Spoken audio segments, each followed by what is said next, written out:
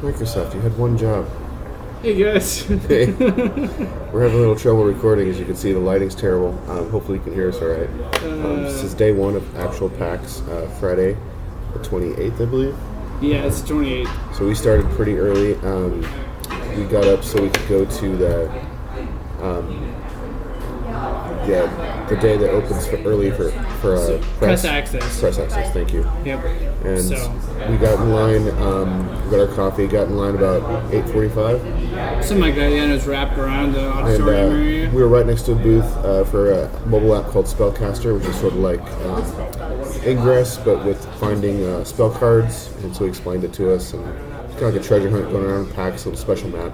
It sounded pretty cool. Yeah. We also got to go down to the Nintendo DS area and check out a really sweet Zelda Triforce Heroes. That game is fucking amazing. I'm not gonna lie, I hate the game at E3, but it's fucking amazing. It's interesting. It's 3 players. I mean, that's not completely weird because of the Triforce, but it's just an interesting number. But yeah, there was definitely parts where you needed 3 players. Like they would stack on top of each other so you could shoot a monster in the eye. And this douchebag over here would throw me off. Oh yeah, I'd be on top shooting my arrows and you'd point me like toward the wall instead of the monster we're trying to kill. So whatever. Well, maybe. So anyway, we got into the press only expo floor and got our breakfast thanks to Behemoth. Yeah. And then we headed over to Ubisoft and tried out For Honor, which was... I'll let you talk about that. For Honor is an amazing game. I never even heard of it before. And it is a third-person knights game that is strictly you're at war and you have to capture points. So you get in there and you have a light attack, a strong attack, and then you have like this like triangle thing that shows you. It's more like a diamond actually. Triforce. Like a Triforce, guys. But a diamond. It's like a Triforce, but like a diamond. So like this. So like up would be like you bring your sword up, block to the right, to the left, and down. And depending on where the enemy's attacked, you could parry their attacks basically, and then do an instant light attack back on them. So it's kind of a fun game. You have to get up to 1,000 points. You get points by killing people or capturing areas. And it's strictly just sword combat, and it's really, really smooth. And actually, Tim really enjoyed the game. I did. I had trouble blocking, but... blocking sucks for me. It reminded me of the modes that you'll see in first-person shooters, but it was interesting because you weren't shooting. You were stabbing through stabbing and blocking. And then you could do like cool like kill motions. So like I literally like flip my sword up in the air and like stab somebody in the back of my sword and like chop his head off. And I put like my blade through the center of some guy's skull and then all the way down and then flew him off to the side and then chopped somebody's head off immediately right after. And it's really, really cool.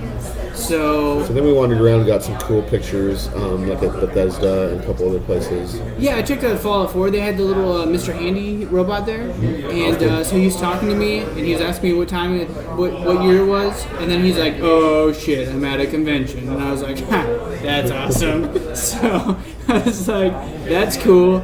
So I moved on from that. We got some. Oh, we should have recorded this in our masks. That would have been creepy. Tomorrow we're recording a mask, guys. Just so you know. I see. Tomorrow I'm recording in a mask. And I'm wearing it probably. So I went and saw a Morpheus demo, the PlayStation VR thing, and I got to see they have 4 different demos, and I got to see the London heist. So in that one, you are in the passenger seat of like a gangster's car, and he's driving. And you're like shooting the guys that come up behind you. Dude, that's kind of cool. It's really cool. That's and, like, actually really cool. Before like the bad guys come and shoot you, you can like open the glove box. You can pick up a can of soda. Really? So you got a duffel bag between you and the driver full of ammo clips, and the driver throws you a Uzi, and you're just basically like shooting people all around you. You can open up the door and look behind you and shoot motorcycles coming up behind you. Nice. That's freaking awesome. Yeah. It was pretty fun. It was about 5 minutes, so it was pretty short. Nice. But it's pretty cool. I enjoyed it. I don't know if we can make a full game around that, but it was fun. Yeah. And then I went to my appointment for Magic the Gathering Puzzle Quest, which is a mobile app. And they really did an interesting job of taking 20 years of Magic the Gathering and making it into a mobile game that you can play really fast. Build up your Planeswalker characters, play against other people's decks. They had a really interesting concept going.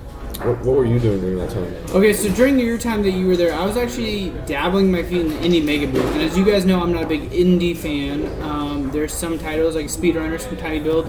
Shout out to them. They've been amazing during PAX Prime so far. But you guys know I'm not a big indie gamer.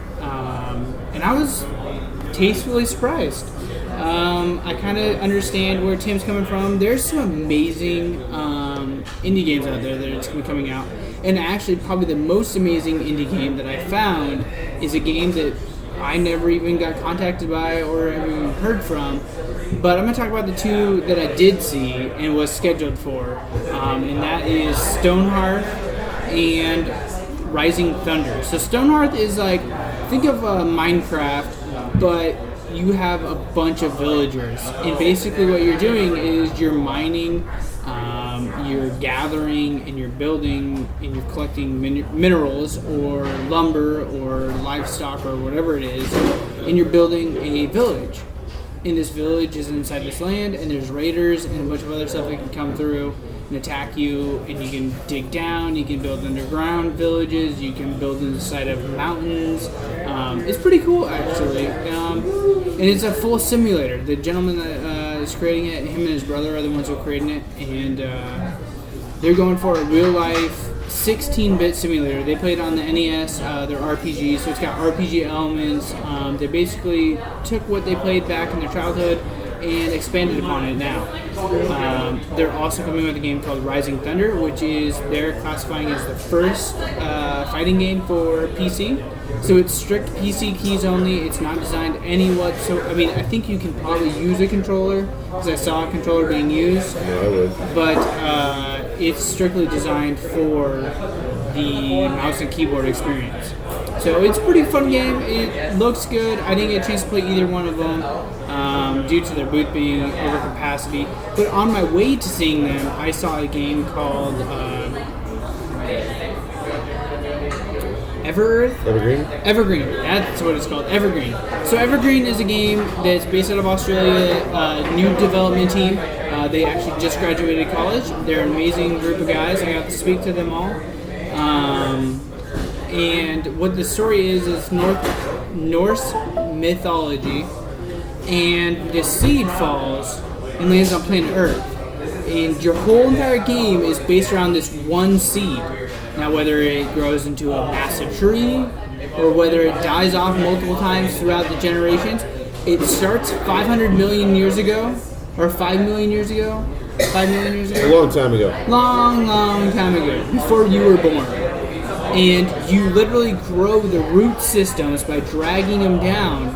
And depending on where you plant your root systems, depends on how strong the tree is going to be throughout all these natural disasters and earthquakes and stuff. This is fascinating to me that Zach finds this interesting because it does not sound like the kind of game. This game's fucking awesome, and it looks amazing. And he told me what it was. I was like, oh, I got myself in some deep shit here. I'm gonna have to act like I'm entertained. I'm gonna have to be polite about it and find a way out. But no, this game is awesome. So I grew this tree. I did this funky root system. Tell me about your tree, Zach. My tree is long and large and thick. Anyway, you're still talking about your tree, right? Yes, and it grew to the sky. And I grew some branches on my tree with some leaves, and I cut them off to grow this coral reef that my tree is planted by this ocean. And this coral reef, all of a sudden, where there was no life before, you could start to see little things moving in the water. And then as he progressed the game for me, more things grew out of the water, and I grew fruit. And from the fruit, the larva came from the water and up into the tree and turned into butterflies. Now the gentleman told me that I spoke to today, his name is Jack. He told me that the butterflies now, that's something that some players don't create. And butterflies now will always be on my planet. Whereas some players will not ever have a butterfly on their planet. So it's these time things where these creatures have to develop on a certain schedule, and it was pretty interesting. So I got to see a panel, half of a panel for Just Cause 3, and it was focused on the destructible environments. Oh shit, how was that? It was kind of interesting, but it was actually really technical. They talked a lot about the Havoc engine. And so it's not just randomly generated explosions. They try to predict how the player will blow something up and kind of pre-program models based on that, which I thought was interesting. We're not at the point yet where we can just have like any scenario, any which way it blows up. So I thought it was just interesting that it wasn't a completely organic. So you're telling me if I stick a bottle rocket underneath the car, a bomb on the left side, and I blow on the right side, it's not going to go do a vertical like spiral they showed a gas station, and like there was several ways you could blow it up, and they had them sort of pre-planned. Like one way the roof collapses this way, and the other it goes up.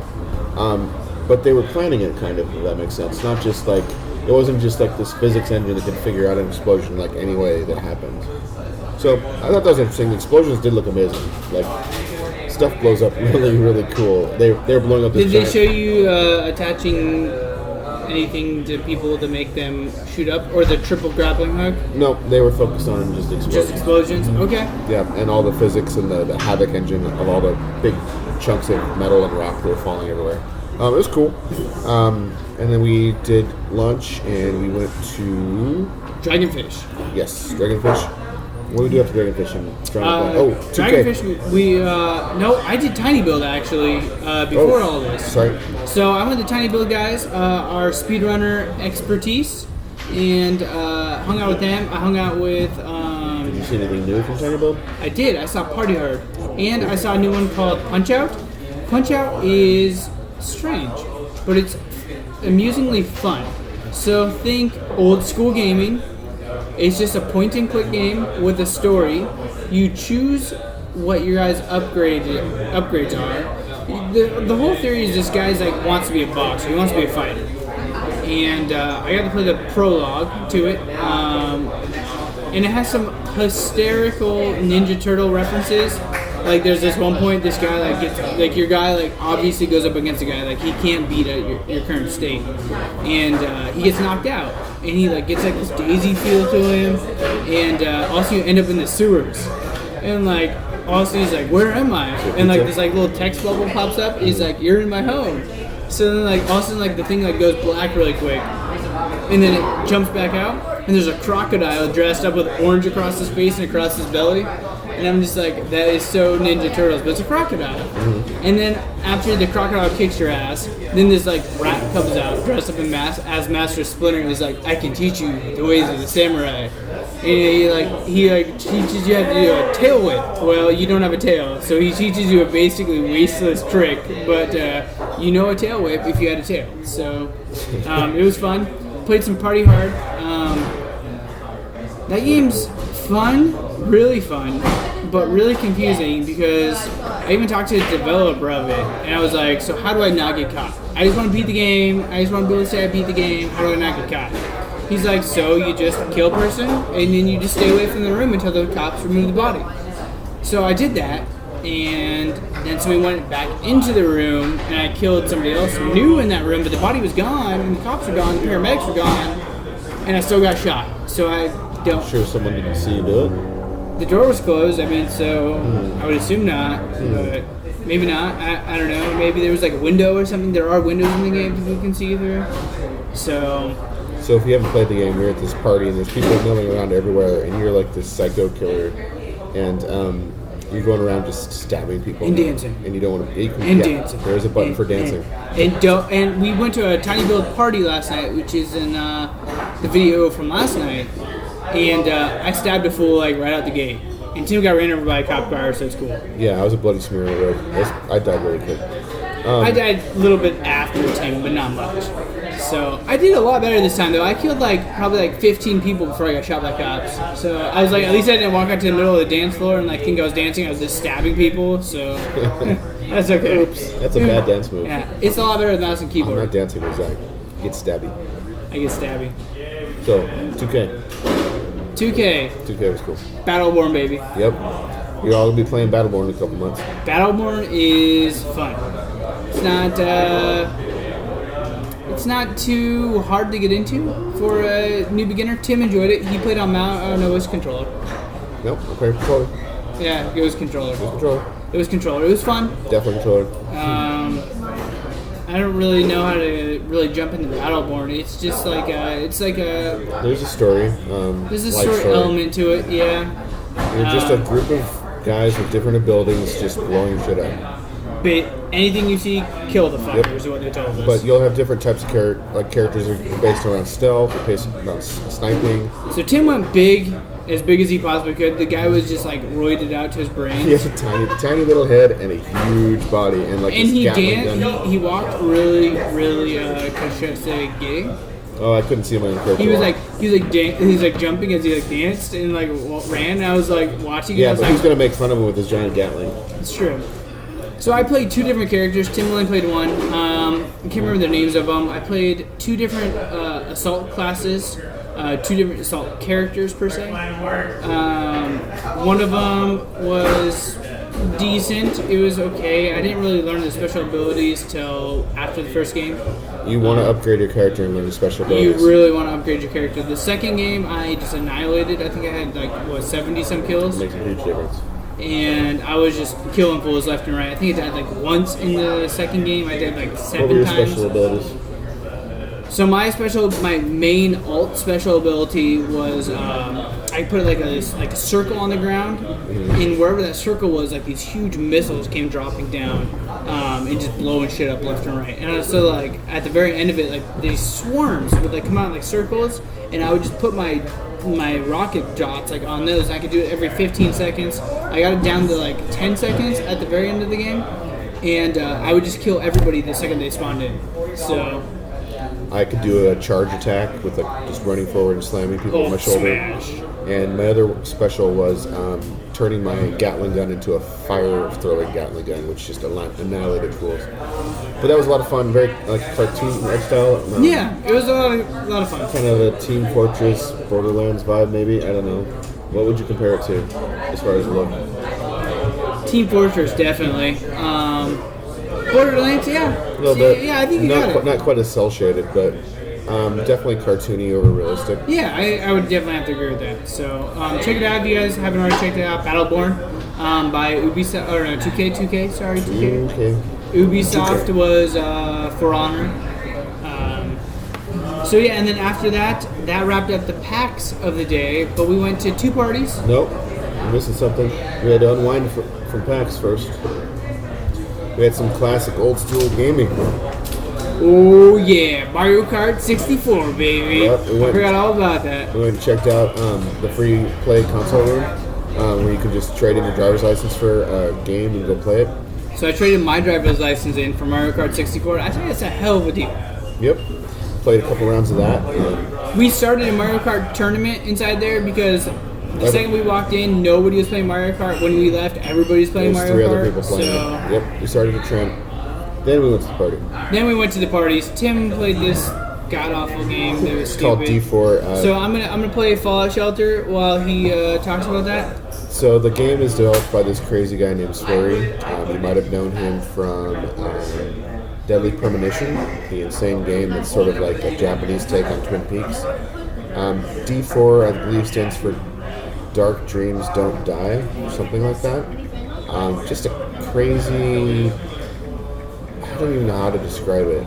When Zach walked in, there was this guy being all sad in his kitchen, and this girl wearing basically lingerie jumped through the window with a She was mouse. dressed as a fucking cat. She had cat ears and she had a mouse in her She mouth. wanted to fuck him, but she didn't No, have I don't think so. I think she was just crazy. But she had a mouse in her mouth, and she pounced on him. She threw the mouse at him Yeah. in a plate. I should back up a She's a second. psycho. This was originally an Xbox One Connect exclusive. So it's finally coming out to Steam, and I was sad actually it was an Xbox exclusive because it's the special kind of crazy that I appreciate. So I got to play. I played through the prologue. There wasn't a lot of other games at the party to interest Zach, so I felt kind of guilty. We almost got in a fight. By we mean Zach. He checked out Galaxy. He wasn't impressed, but That game is entertaining, I guess. I'd say it's cool in its way. It's cool in its own way. It's not for you. It's not for me. No, it's cool in its own way though. We could agree more on Galaxy, I think, than on D4. You could see why people would like Galaxy, right? No, I was actually kind of interested. I might want to play D4. Oh, wow. Yeah, Okay. so the storyline seemed kind of interesting. So It's going to throw curveballs at you. Boobies. games. I could make the worst game imaginable. Just put boobs in it, and all of a sudden Zach's like, best game ever. 2 boobs out of 2. So we kind of left that party because It was Tim's type of party.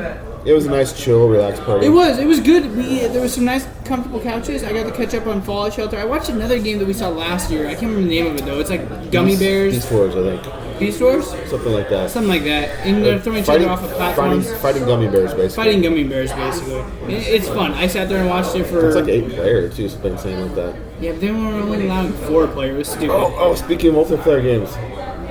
Back at PAX, what did I get you to play? Johann Sebastian Joust. Oh, I gotta play some PlayStation dongs today, guys. And I kicked Tim's ass. I knocked his dong out. But you're not going to make fun of me for owning 4 dongs anymore. No, I'm not. Well, I'm still going to make fun of you. But that game is amazingly fun. They put us, 6 of us? I think it was 8. 8 of us, and I knocked like half the people out. You knocked like 3. Yeah. So, about a half. Yeah, about a half. It was fun. It was awesome. And it came down to 2 of us, and somehow I'm steady enough to where I jumped backwards and like slapped his out. And yeah, it was fun. Yeah. I didn't know if to have to hit it to knock it out though. Like I felt like I was beating up the controller.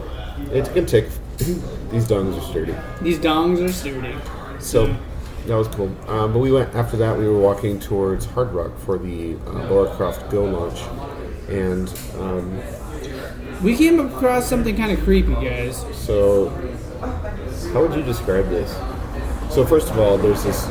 It's on a side street, and we see this sign that says "Spooked in Seattle." If you can see that, it's backwards probably for you. It's Duke's in Seattle. But imagine that sign over a dark staircase leading down into who knows this what. staircase. And we go in there. And it's kind of creepy, people. No, not kind of creepy. I guess they do ghost tours, but they had like this coffin in the back with this death mask like of a lady, right? Of a basically wax interpretation of somebody who's really dead. And then they had glass Creepy ass dolls. glass cases full of dolls, and like lots of old, dusty, creepy stuff. But it was fun. It was fun. It was a very lot, cool. and they had like a chapel in there, so they could actually like do like real funerals. It was pretty cool. Yeah, so we just randomly ran into that on the way over. I like saw it and I was like, "What the hell is that?" And Tim's like, "I don't know. Let's go." And I was like, "I don't know about this." I dragged him in there. It was good. I got to fight a dead guy almost. Yep. Yep. So we almost saw a ghost, almost. Then we got to the Hard Rock. And No. You forgot the best part. I didn't know if we were going to share that part. We're gonna share that part. All right, go ahead. All right. So as we're leaving this creepy ass place, these huge freaking mice keep running down the freaking stairs towards us. Yeah. Okay, a hand and a half of my hand. Yeah, exactly. And they were giant. And they just like looked at us and were like, "Man." My cat would have ran away from him. Yeah.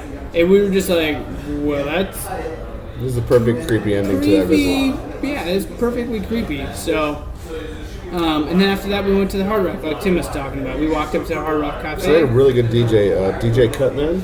Yeah.